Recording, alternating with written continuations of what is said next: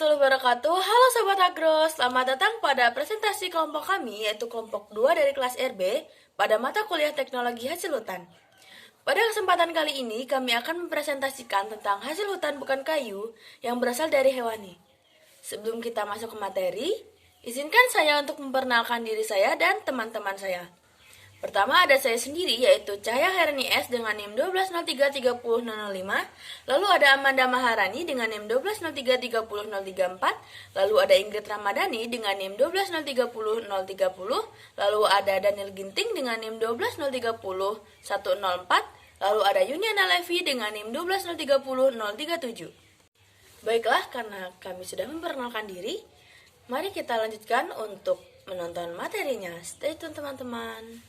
Untuk topik materi dari presentasi kali ini itu terkait definisi HHBK dan jenisnya, kemudian komoditas HHBK termasuk madu, kemudian teknologi pengolahan HHBK pada madu, kemudian standar produk madu, nilai ekonomi madu dan olahannya. Jadi yang pertama terkait latar belakang. Indonesia itu memiliki kawasan hutan mencapai 125,76 juta hektar, sehingga Indonesia kaya akan hasil hutan. Baik hasil hutan kayu dan hasil hutan bukan kayu. Nah, hasil hutan bukan kayu di Indonesia sendiri sangat melimpah, baik hasil hutan nabati maupun hewan. Salah satu HHBK adalah madu. Madu merupakan salah satu hasil komoditas HHBK asal hewan. Madu sendiri itu dapat diartikan sebagai substansi alam berupa cairan kental dan manis yang dihasilkan oleh lebah dari nekstar bunga. Komposisi spesifik dari sejumlah madu tergantung pada bunga yang tersedia untuk lebah yang menghasilkan madu. Umumnya, madu memiliki rasa yang manis, namun ada salah satu jenis madu yang memiliki rasa pahit, seperti madu hitam. Madu hitam dihasilkan oleh lebah Trigona sp yang menghisap nekstar dari bunga mahoni. Selanjutnya ada hasil hutan bukan kayu atau HHBK. Menurut Peraturan Menteri Kehutanan Nomor 35 Menhut 2/2007, hasil hutan bukan kayu yang biasa disingkat dengan HHBK merupakan hasil hutan hayati baik nabati maupun hewani, beserta produk turunan dan budidaya kecuali kayu yang berasal dari hutan. HHBK memiliki keunggulan yaitu yang pertama, pemanfaatan HHBK tidak menimbulkan kerusakan yang besar terhadap hutan dibandingkan dengan pemanfaatan kayu. Karena pemanenan dari HHBK ini tidak dilakukan dengan cara menebang pohon, tetapi dengan cara penyadapan, pemetikan, pemangkasan, pemungutan, perabutan, dan lain-lain. Kedua, beberapa HHBK memiliki nilai ekonomi yang besar persatuan volume. Ketiga, pemanfaatan HHBK dilakukan oleh masyarakat secara luas dan membutuhkan modal yang kecil sampai menengah. Kemudian yang keempat, itu teknologi yang digunakan untuk pemanfaatan dan juga dalam mengolah HHBK adalah teknologi yang masih sederhana sampai menengah. Dan yang terakhir, itulah bagian yang dimanfaatkan yaitu daun, kulit, getah, bunga, biji, kayu, batang, buah, dan akar cabutan. Selanjutnya yaitu ada jenis-jenis HHBK, yang mana HHBK dibagi menjadi dua jenis. Yang pertama ada HHBK nabati, lalu yang kedua ada HHBK hewani. HHBK nabati sendiri yaitu hasil hutan bukan kayu yang berasal dari tumbuhan. Contohnya seperti bambu, rotan, daun pandan, resin, biji-bijian, minyak atsiri, dan lain-lain. Lalu ada hasil hutan bukan kayu yang berasal dari hewan. Itu contohnya seperti ada serat ulat sutra, sarang walet, madu, hewan buruan, dan lain-lain. Ini merupakan contoh dari HHBK. Selanjutnya yaitu ada pengertian dari madu. Madu sendiri merupakan cairan kental alami yang umumnya memiliki rasa manis. Madu berasal dari lebah madu yang mengambil sari bunga tanaman atau biasa disebut nektar. Madu merupakan HHBK yang mengandung aneka zat gizi seperti karbohidrat, protein, asam amino, vitamin, mineral, dekstrin, pigmen tumbuhan, dan komposisi lainnya.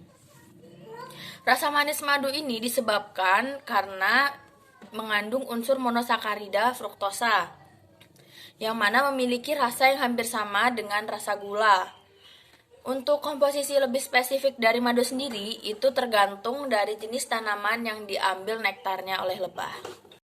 Madu terdiri dari beberapa jenis, yaitu madu hutan Sumbawa. Madu hutan Sumbawa adalah madu yang berasal dari lebah liar yang tinggal di hutan Sumbawa, di mana lebah liar ini akan menyerap nektar dari pohon bidara atau pohon kopi.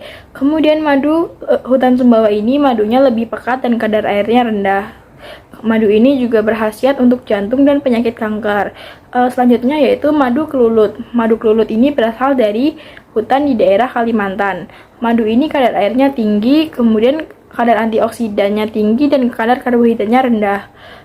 Madu ini warnanya hitam dan memiliki rasa manis yang sedikit asam. Yang ketiga yaitu madu hutan Sumatera. Madu hutan Sumatera berasal dari lebah yang tinggal di daerah Sumatera. Madu ini cukup populer di pasaran karena mudah ditemui dan harganya masih terjangkau. Madu ini bermanfaat untuk menjaga daya tahan tubuh, menjaga stamina, dan mengoptimalkan proses pemulihan dari penyakit. Yang keenam yaitu madu kelanceng. Madu kelanceng adalah madu yang dibudidayakan di Blora, Jawa Tengah. Madu ini dibudidayakan di dalam kendi yang bulat. Madu kelanceng ini dihasilkan dari ternak lebah yang tidak menyengat. Tekstur madu kelanceng lebih encer dari madu biasa dan kadar airnya lebih banyak. Kemudian madu ini berwarna kecoklatan dengan rasa yang agak manis asam. Madu ini dipercaya dapat menyembuhkan infeksi akibat bakteri. Yang ketujuh yaitu madu hitam. Madu hitam itu berasal dari lebah berjenis Apis trigora yang mengambil nektar dari pohon mahoni. Madu ini memiliki kandungan gula yang rendah dan rasanya agak sedikit pahit serta berwarna. Selanjutnya yaitu ada jenis-jenis lebah madu yang dibudidayakan di Indonesia. Jenis lebah madu yang dibudidayakan di Indonesia terdiri dari Apis cerana, Apis mellifera, Apis dorsata, Apis trigona, dan Apis florea. Selanjutnya yaitu proses produksi madu. Proses produksi madu yang pertama yaitu lebah pekerja akan mengumpulkan nektar dari bunga-bunga, kemudian nektar tersebut akan disimpan oleh lebah pekerja di dalam kantung yang berada di dalam tubuhnya. Yang kedua yaitu nektar disimpan oleh lebah di dalam sarangnya. Nektar yang terkena liur lebah akan berubah menjadi gula inert akibat enzim hidrosilase. Yang ketiga yaitu nektar yang disimpan di dalam sarang lebah, kandungan airnya akan menurun akibat ventilasi dan suhu di dalam sarang lebah. Yang keempat yaitu madu akan dimatangkan di dalam sarang lebah. Yang kelima yaitu madu yang telah matang dapat dipanen. Yang keenam, madu yang telah dipanen dapat diekstraksi dengan dua cara yaitu penyedotan dan pemerasan. Madu yang diperas biasanya sarangnya rusak sehingga tidak dapat dimanfaatkan lagi. Yang ketujuh yaitu pemurnian madu. Selanjutnya terkait produk, yaitu madu hitam. Madu hitam merupakan salah satu jenis madu yang dihasilkan oleh lebah hutan liar berjenis Apis trigona yang menghisap sari bunga dari pohon mahoni yang kaya akan zat alkaloid. Madu hitam memiliki rasa manis, bahkan pahit. Madu hitam lebih bermanfaat dibanding madu lainnya, karena mengandung antioksidan yang bisa menangkal radikal bebas, menghilangkan kanker, antiinflamasi, memperkuat kekebalan tubuh, dan lainnya. Kandungan gula pada madu ini cenderung lebih rendah. Kemudian untuk teknologi pembuatan madu hitam. Untuk yang pertama yaitu pemanenan. Waktu panen biasanya ditentukan dengan perkiraan waktu kira-kira 2 minggu setelah musim nektar bunga mahoni selesai, yaitu musim bunga di mana nektar diperkirakan sudah habis diambil. Kemudian ekstraksi.